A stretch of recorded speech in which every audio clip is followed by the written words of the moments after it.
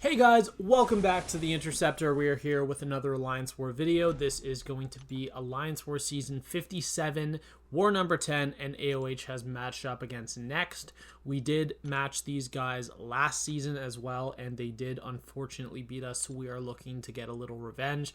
Also, we have not been playing too well, and we currently have 3 losses in a row, and we need to get a win on the board. So hopefully we can do pretty well this war. But we are boosting up here. We actually are doing something a little bit different this war, and the big hood war is actually going to be on my main account. And the reason is because I was running out of PS1 boosts on my alt, and I only had 3 left for the final 3 wars. So I wanted 1 war off of using PS1 boosts. So because the hood on my main is high enough, I decided to assign the harder fights to him, or to it. It's still me. I don't know why I would say him. And we're starting out here on path 6. This fight is actually going to go like really, really badly. And it's just kind of awkward because the miss node here cannot be reduced by ability accuracy. So you're just always going to have to deal with the misc, or the misc. Is that what I said? The miss.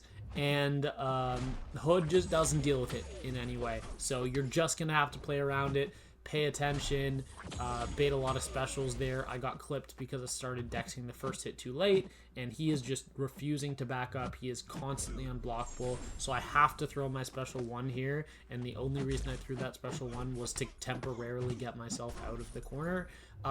If you want to, you can waste the time during the miss with your striker by whiffing it, because strikers cannot miss. But we didn't do that here, and then here I think we probably throw the L2. Another really dumb heavy that just lost me a bunch of health, but that's fine.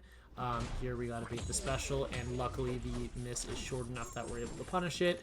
And now we are able to finish off the fight with a heavy, but like the matchup is fine. It's just a little bit awkward, and it's okay. It's not that big of a deal.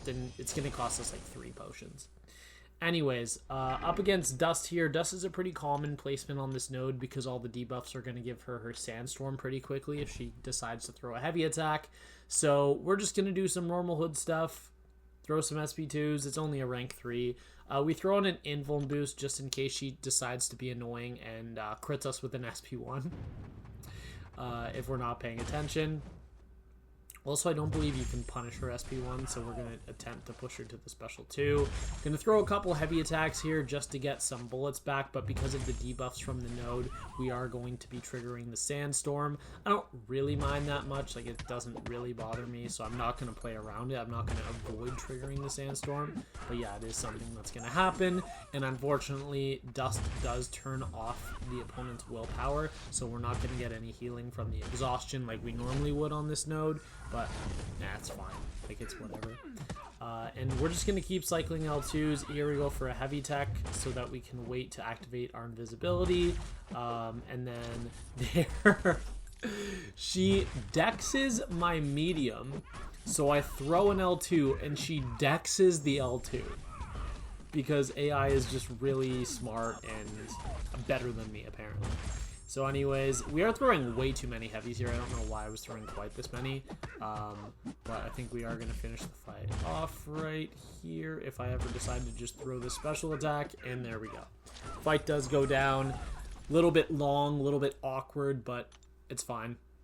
And now let's go into our section 2. I don't even remember what we had, honestly. I think it's path 9, section 1. Or section 2. Yeah, it is. Okay. So we're going over to path 9 here, and we do have this Mantis on the first node on Hazard Shift. This fight is not going to go well because Mantis is going to decide to throw SP1 into my hard block because the AI just knows that the SP1 inflicts sleep. Therefore, they must spam it even when the opponent is full blocking, which is just amazing. And yeah, Hood versus Mantis, throwing on a PS1 boost. I actually had 7 PS1 boosts going into this war, and I believe we used 2 in this war and 2 in the next war. I could be wrong about that second part, but I'm pretty sure that's right. But anyways, pretty straightforward fight. We're going to start with a heavy attack. Totally unnecessary, by the way, because I was already at max bullets. But yeah, we're gonna hold block, hard block. And Mantis is just going to say, I don't care. I'm going to throw my SP1 anyways. There, she doesn't want to go for the intercept. And I'm actually not going to get back to my L2 in time. So I am going to get slept here. We are able to bait this SP2 right before sleep comes back. But I don't want to throw an SP1 because I feel like it'll just mess me up. And we only took a couple hits from the sleep. So not the biggest deal in the world, but just AI being AI and it's just being annoying for no reason. And then right here, I think we are going to be able to finish the fight off. But yeah, that AI definitely cost me a couple extra motions that I didn't need to have spent. And this is the reason I am on path 9. I did cut out a little bit of lag right there. And this is going to be a rank 4 Dark Phoenix on node 36 hazard shift. And if you don't know, Hood hard counters Dark Phoenix. He is, in my opinion, the hardest Dark Phoenix counter in the game. He is just an absolutely incredible counter for her, and he counters hazard shift. So he's kind of the perfect option for this node. And with Hood, you generally don't want to be parrying the opponent ever. Yeah, because you have a lot of ways to land your heavy. But there we get three incinerates on the first heavy attack, so that's just amazing. But we're going to be cycling L2s. If Phoenix decides to throw the SP2 in this fight, the SP1, the power gain buff that she would get does get Fate Sealed. So you're not going to have to worry about it. There she does get a passive because I believe the Fate Seal fell off right before, but we are going to go for a heavy attack here. One thing I am going to note is that unlike her other buffs that you can just Fate Seal, her immortality, you can't just Fate Seal. It will count as a nullify, and it will re-trigger as a passive. However, the reason it didn't activate there is because the Fate Seal reduces ability accuracy by 65%. So 65% of the time you're just going to kill. The same way it works against a champion like Kindred. 65% of the time you're just going to fail his route and that's it. And then there's other champs like Punisher, Hela, just champions like that. Hela's a bad example because hers is a buff, so you'd fail it whether you have a Fate Seal or not. Your stagger would fail it, but anyways. Other champions that have similar mechanics like that are not buffs. And here we have node 39, Maestro, and we just want to keep L2 cycling him. There he threw the L2, but it didn't really matter. I don't really mind. And he does go down right there. Absolutely beautiful 29-second fight. But yeah, I was ready for the possibility of the immortality not being failed, but it just turned out that it did get failed. Here we're going up to our next fight, which is going to be node 45 Arcade. And this is a pretty easy fight with Hood. Hood is a very good counter to Arcade in general, even without the tactic Unblockable. I mean, the Unblockable does nothing because he auto-blocks unblockable attacks anyways.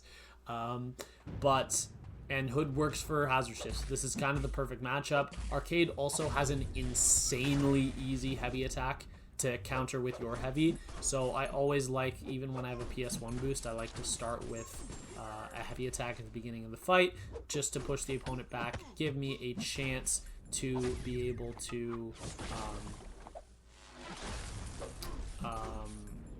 dash back and activate my invisibility. That's the words I was looking for. Here we get a dash back, and unfortunately, I almost said unfortunately, fortunately we did not go back far enough to go into the gas, so we did not give him another token. Here this SP2 was unnecessary. I could have just heavied there and it would have killed, but we threw an extra SP2 for seemingly no reason, and Arcade really doesn't want to dash at us, but there he finally does. He does go down. We end with 85% health, and I think that's the last fight on my main. No, I have one more. Don't I? I have the Sentinel. Yeah, I do. Okay. I wasn't sure if I took this on my main or on my ult because I'm bringing Hood on my ult as well. But we have this node 47 Sentinel. I believe this is actually an R4 Sentinel. It is, yeah. So, Hood versus Sentinel, really good matchup. It's like actually a very, very good matchup.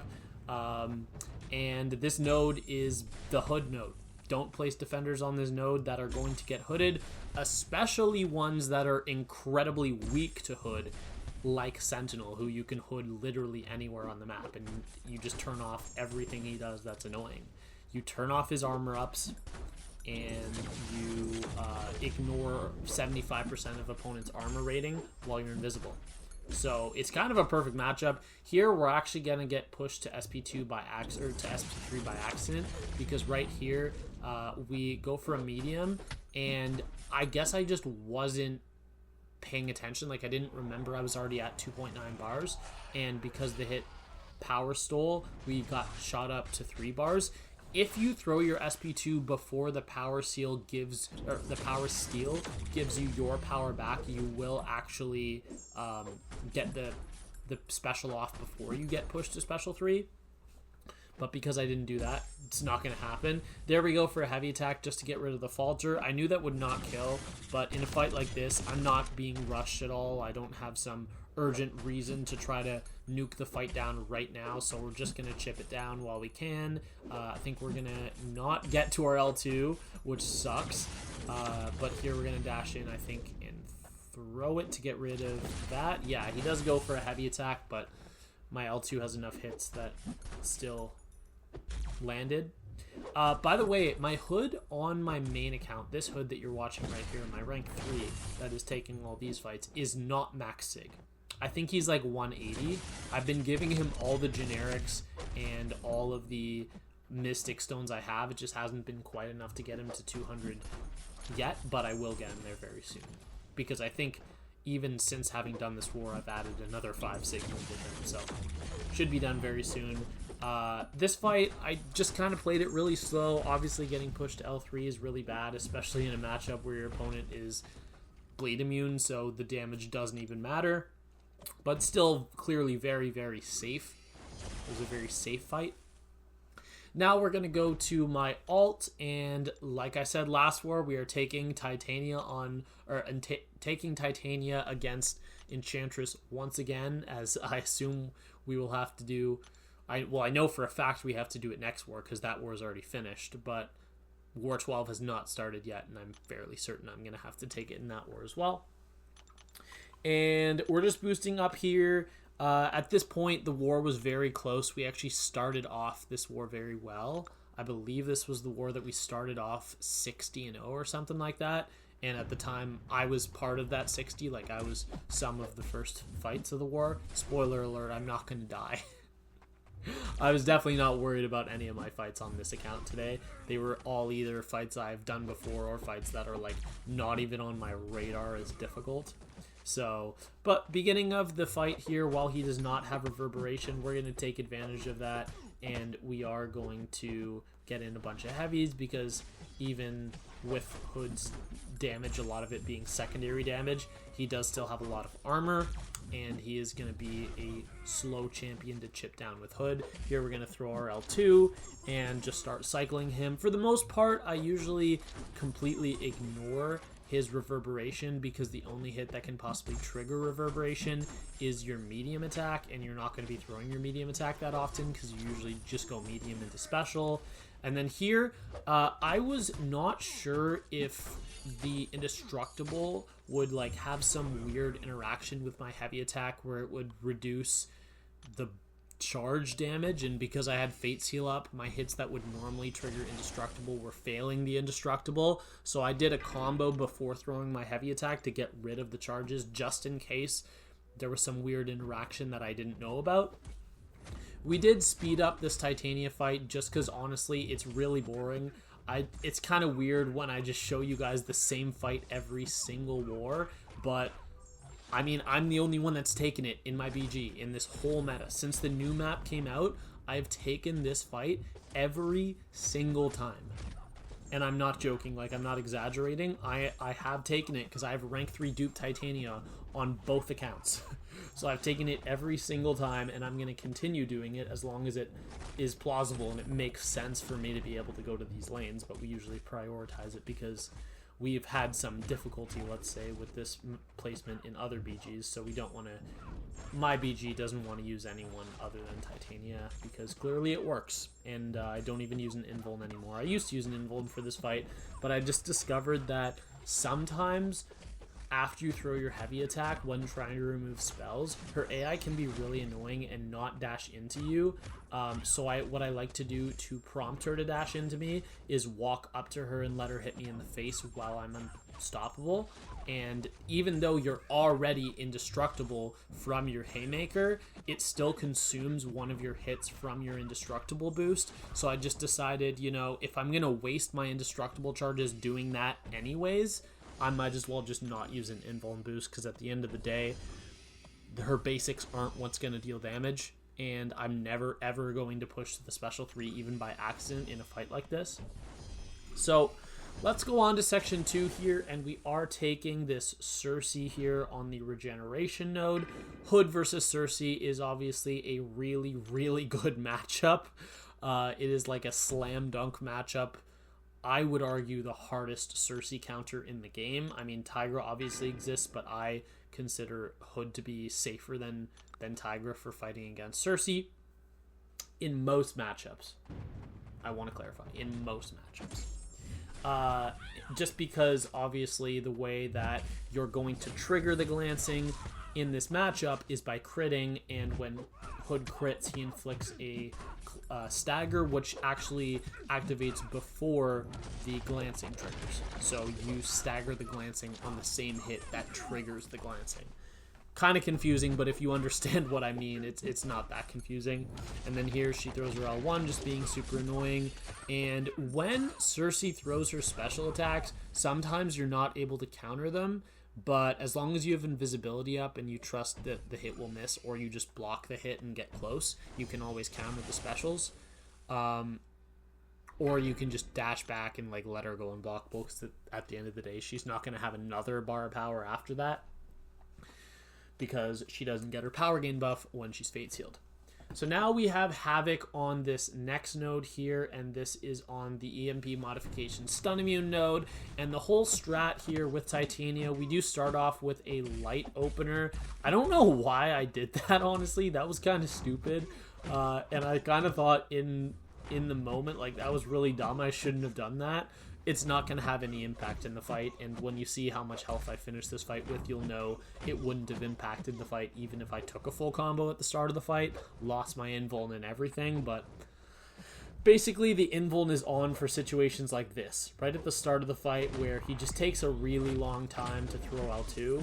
And if you guys were watching my war videos 2 or 3 seasons ago, there was a death I had using Ultron against Path 5 heavy hitter Havok, where I pushed him to special 2, and then he power gained all the way from special 2 to special 3 without me even touching him while I was trying to bait, because he just did not want to throw anything.